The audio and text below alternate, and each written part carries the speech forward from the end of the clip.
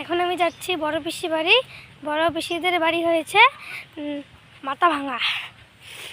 মাথাভাঙা কালীবাড়ি পার্কে। ওখানে যে মাথাভাঙা পার্কে আছে, পার্কের পাশেই ওখানে বাড়ি। ওদের বাড়ি গেলে আমাকে ভালো লাগে, কারণ কত সুন্দর যে মানসাই নদীটা, তারপরে নৌকা আছে, পার্ক আছে। ওদের বাড়িটাও না খুব সুন্দর, তাই ভালো লাগে। আর আমার লুক দেখবে, দেখাচ্ছি। এই যে দেখো, এই যে এই দেখো, দেখো আমার লুক কেমন লাগছে আমাকে কমেন্ট করে জানিয়ে দিও। আর এই হাতে পেয়েছি মানে ঘড়ি, আর এই হাতে ব্রেসলেট।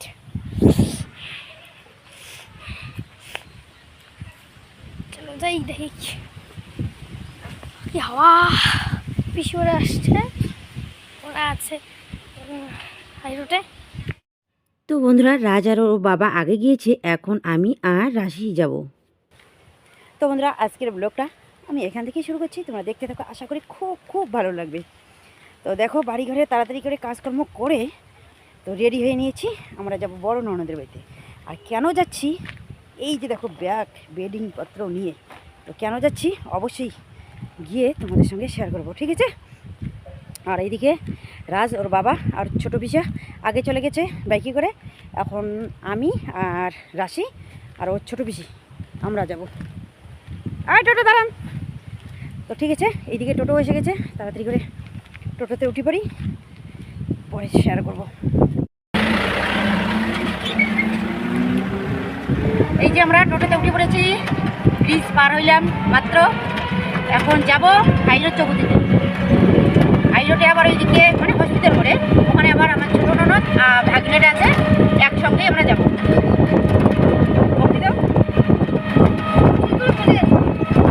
এমনিতে একটা চিপড়ি হয়ে যেত, রাশির চুল এইদিকে হাওয়ার মধ্যে চলে গেছে।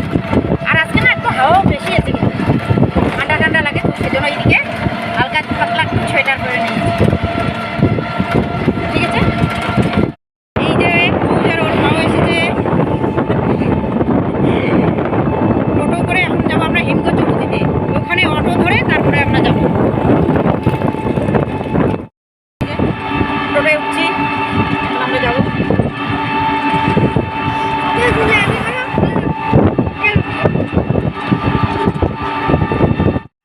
বন্ধুরা, এখন আমরা অটোতে উঠে পড়েছি। আর এইদিকে তাড়াতাড়ি যেতে হবে, রাজবাবা ওইদিকে ফোন করছে যে কখন আসবে না আসবে, তো সেই জন্য তো বললাম যে আমরা অটোতে উঠে নিয়েছি। তো আপনি আমি ব্রিজ পৌঁছে দেবো। তো এটা হচ্ছে দেখো মানসাই ব্রিজ। তো মানসাই ব্রিজ পার হয়ে যে কালীবাড়ি বলে, তো ওখানে কিন্তু আমরা গাড়ি থেকেই নামবো। নামার পর ওখানে আবার টোটো ধরে তারপর ওদের বাড়িতে যাব, তিয়কুনিয়া পার্কের ওই দিক দিয়ে।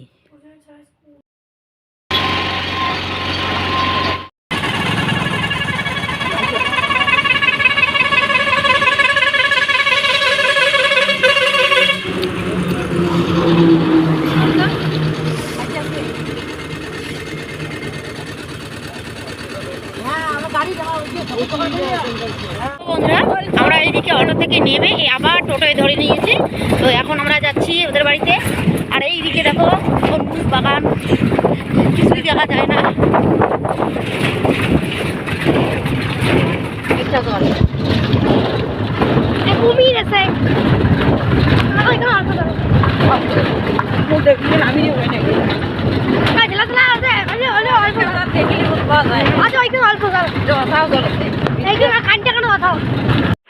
তো বন্ধুরা দেখো, এইদিকে কত সুন্দর লাগছে জলগুলো দেখে, তাই না?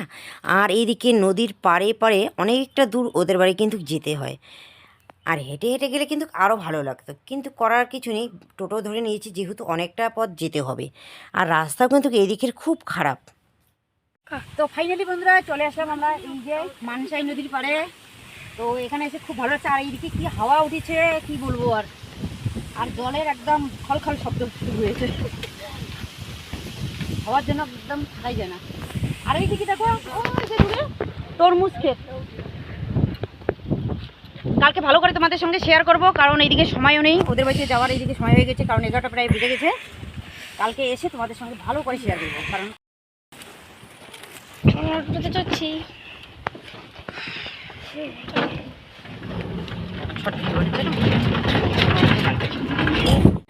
এই ফরেস্টার পার হয়ে ওইদিকে হচ্ছে ত্রিকুনিয়া কি পার্ক, আর আমরা এই রাস্তা দিয়ে যাচ্ছি, এই রাস্তা দিয়ে।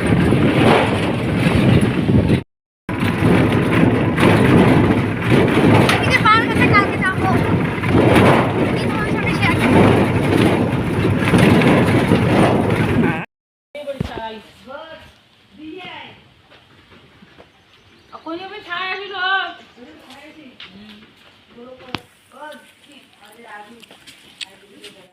তো দেখো এই দিকটা কত সুন্দর করে প্যান্ডেল করে নিয়েছে, মনে হয় বাড়িতে বিয়ে ঠিক আছে, তাই না? ওই রকম লাগছে না?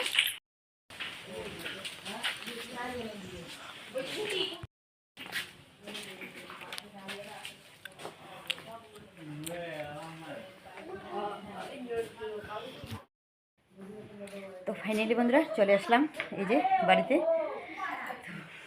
তো চলো একটু বাইরে এখন দেখি কে কী করছে, তাই না? পরে তোমাদের সঙ্গে শেয়ার করবো। তো বন্ধুরা এসে এদিকে দেখো শাড়িটা পাল্টিয়ে কাজে লেগে পড়েছি। আসলে কাজ দেখে না চুপ করে থাকতেও ইচ্ছে করে না, তাই না? তো এই দিকে দেখো বারান্দাগুলো কী অবস্থা হয়েছে, তো ভাবলাম যে না একটু ঝাড় দিয়ে নিই। আর দিদির বাড়িতে আসা মানে তো একটু দিদিকে কাজের হাতাহাতি করে কাজগুলো করে দেওয়া, তাই না? তো সেজন্য আমি কি করছি, এই দিকে বারান্দাটা পরিষ্কার করে ঝাড় দিয়ে নিলাম, তারপর এইদিকে উঠানটা ঝাড় দিয়ে নিলাম। তো উঠানটা ঝাড় দেওয়া তোমাদের সঙ্গে সেটা শেয়ার করা হয়নি, কারণ মোবাইলটা তখন আমার হাতের কাছে ছিল না, তাই শেয়ার করা হয়নি। তো সমস্ত কিছু বাড়িঘর দৌড়গুলো ঝাড় দিয়ে নিয়ে এখন আমি চলে আসলাম মন্দিরে। তো দিদি বললো মন্দিরের কাজগুলো আর কি করতে। তো যাই হোক মন্দিরের কাজ করতে আমাকে কিন্তু খুব ভালো লাগে। তো এইদিকে দেখো ফলমূল কাটা অনেক কিছু কিন্তু কাজ আছে, পুজোর জন্য আর কি সমস্ত কিছু রেডি করতে হবে। আর রাশি এদিকে ফুল ছিঁড়তে গিয়েছে। আর শ্যাপালি আমাদের সঙ্গে যে এসেছে আমার ছোট ননদ, ও কিন্তু কাজে ব্যস্ত আছে, কারণ একটা পুজো বাড়িতে তো অনেক কিন্তু কাজ থাকে, তাই না? অনেক অনেক কাজ, যত লোক হবে তত কিন্তু কাজ হবে, ততই কাজ হবে। তো যাই হোক সবাই একটা একটা করে কাজ করে নিচ্ছি, আর আমি এইদিকে এই যে ঠাকুরঘরটা পরিষ্কার করে নিচ্ছি। আর এত ধুলো হয়েছে এদের এইদিকে না, ধুলো একটু বেশি কিন্তু। তো বন্ধুরা এইদিকে আমি বারান্দাগুলো সমস্ত কিছু ঝাড় দিয়ে তারপর দিদি বললো যে ঠাকুরঘরটা পরিষ্কার করতে। তো আমি এখন এসেছি এই যে ঠাকুরঘরটা পরিষ্কার করব, সম্পূর্ণ ঠাকুরঘরটা মুছবো, তারপর বাড়ির ঠাকুরগুলো মুছবো। তো যাই হোক যা যা করার আছে তো সেগুলো করব। পূজার জন্য সমস্ত কিছু এইদিকে রেডি করতে হবে, তো এগুলো রেডি করবো। তো পূজা তো এখন হবে না, একটু পরে হবে, যখন ও আর একটা কথা তোমাদের বলা হয়নি যে এদের বাড়িতে আজকে কী অনুষ্ঠান হচ্ছে, তাই না? তো অবশ্যই সেটা পরে তোমাদের সঙ্গে শেয়ার করবো। তো তাড়াতাড়ি করে আমি ঠাকুরঘরটা পরিষ্কার করে নিই, ঠিক আছে?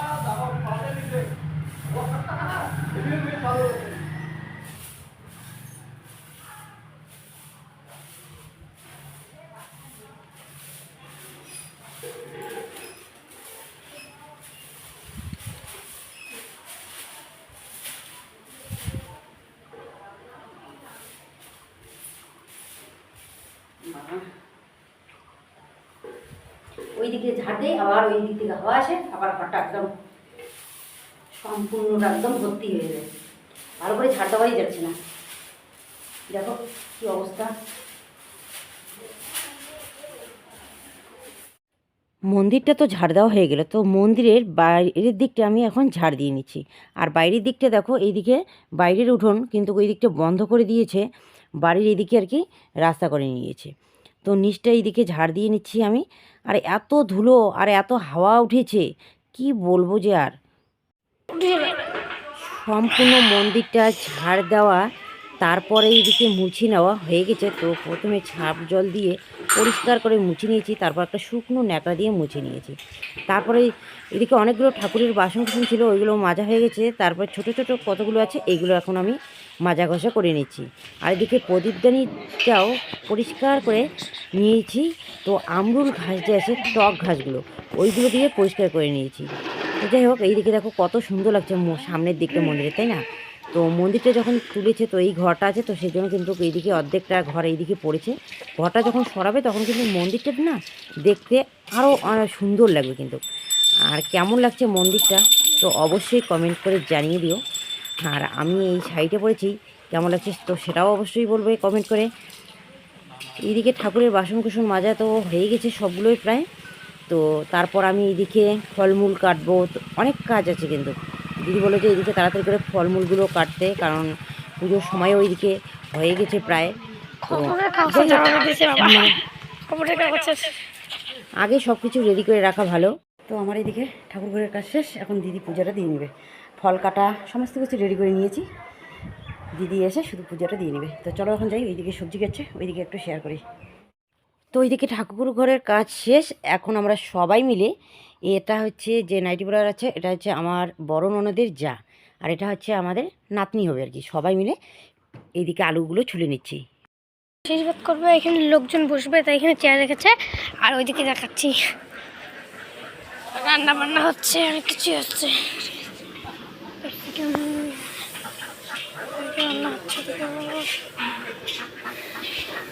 ফ্রাইড রাইস হচ্ছে।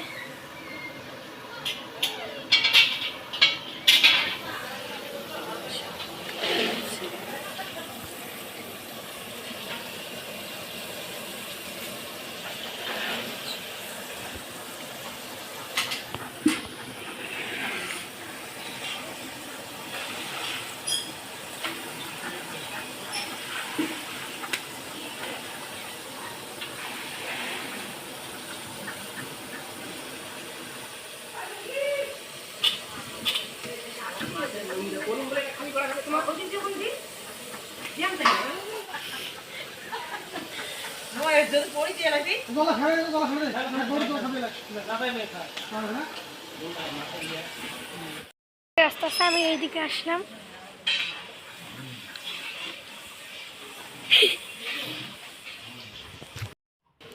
তো আলু ছোলা হয়ে গেল, এখন আমি এই যে বাসনগুলো মাজা ঘষা করে নিচ্ছি। তো দেখো কতগুলো বাসন, আরও কিন্তু অনেকগুলো বাসন আছে, তো এগুলোকে মেজে নেই। তো বাসন মাজা এদিকে হয়ে গেছে, দেখো কত বড় বড় রিং বল। এখন আমি তাড়াতাড়ি করে এগুলো ধুয়ে নেব। এগুলো ধুতে কিন্তু সময় লাগে, তাই না? তো কাজ করা তো চারটিখানি কথা না, এগুলো কাজ করতে করতে কিন্তু অনেক অনেক সময়ের দরকার হয়।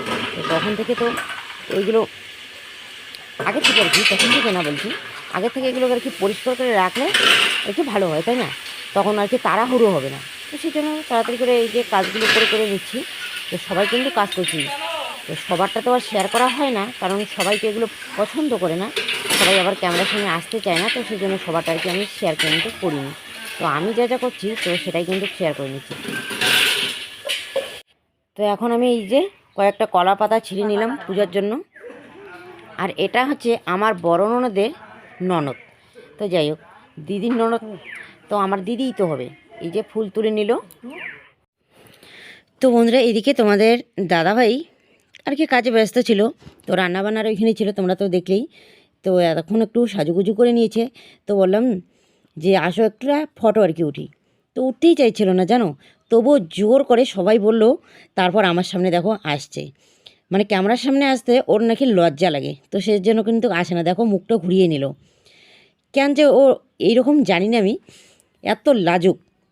তো যাই হোক, আর এদিকে জুতার মধ্যে কী যেন পড়েছে, তাই একটু একটা প্লাস্টিক পেলেও মুছে নিচ্ছে। আর এখানে ওদের এটা হচ্ছে দিঘি, তো দিঘির মধ্যে কিন্তু মাছ ছাড়া হয়েছে, মাছ আছে, অনেক মাছ আছে। আর এই দিঘি থেকে জলগুলো যে বাইরে যায় আর কি ওই দোলার মধ্যে, তার জন্য এইদিকে একটা কালভার্ট দিয়েছে, যাতে করে জলটা আর কি বেশি জমা না হয়, উতাল পাতাল হয় না, তো সেজন্য। আর এখানে জাল দেওয়া থাকে, মাছগুলো যাতে ওই দিককে মানে যেতে না পারে, শুধু জলটা আর কি বাইর হয়। তো যাই হোক বন্ধুরা, আজকের ব্লগটা কেমন লাগলো অবশ্যই কমেন্ট করে জানিও। আর আজকের ব্লগটা আমি এখানেই শেষ করছি।